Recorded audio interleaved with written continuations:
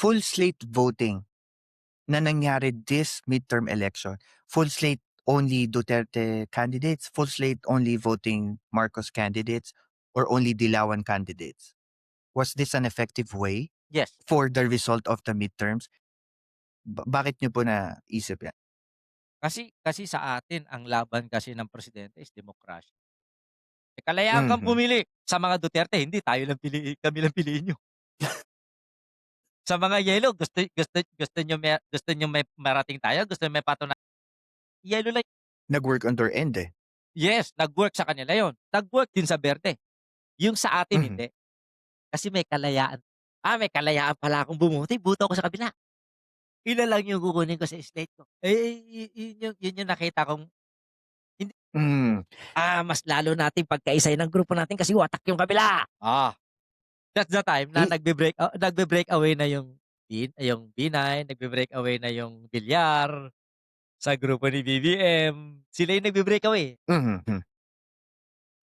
Ang May galing mga ano, factors yun. study nila. There is a mid 30% ang Mhm, less Gen Zs, more Gen X at saka boomers, yung mga older generation, they went to progressive candidate. Like not the Marcos but the Dilawan or the mhm, independent mhm. candidates. Anong masasabi niyo diyan sa study niya? Yes. My kids are Gen Zs. First time voter and second time voter. Twice. 2 times voter na yung anak ko. Mhm, Nung kumandidato si BBM na-please ko pa yan. Nagdebate kami, "Talo kita, sumunod ka sa'kin." Nung pangalawa, nung 2025 na, ayoko na makipagdebate, iboboto ko gusto ko. mhm, So, hindi ko na siya na-please, 'di ba?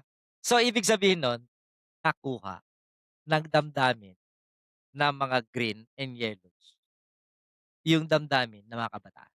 And I admit na-admit ko yan. hmm, Why?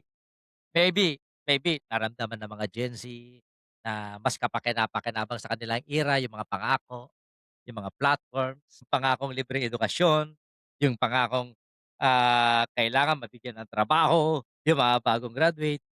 mhm, Hindi kasi yan na-e-emphasize, sa mga kandidato ng administrasyon, eh. Nag-concentrate kasi ang administrasyon, economic, #1 tayo. Pagtulong, marami tayo. Pera, marami tayong ibibigay. Yun ang ayaw na ayaw ng mga bagong bagong kabataan yan, yung pangangakuan mo ng mga materyal.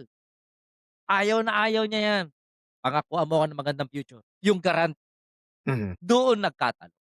So, we won't blame, hindi, eh. Actually, mhm, mhm. it's more on dilaw. Pag-usapan na natin 'yan. Do you consider Dilaw or Pinklawan as the third force with regards to election? Actually, yan ang pinakakatautan pagdating ng 2025 na hindi ako natatakot sa Hmm, hindi ako natatakot sa grupo ni Sara Duterte, no? Natatakot Mhm. ako Why?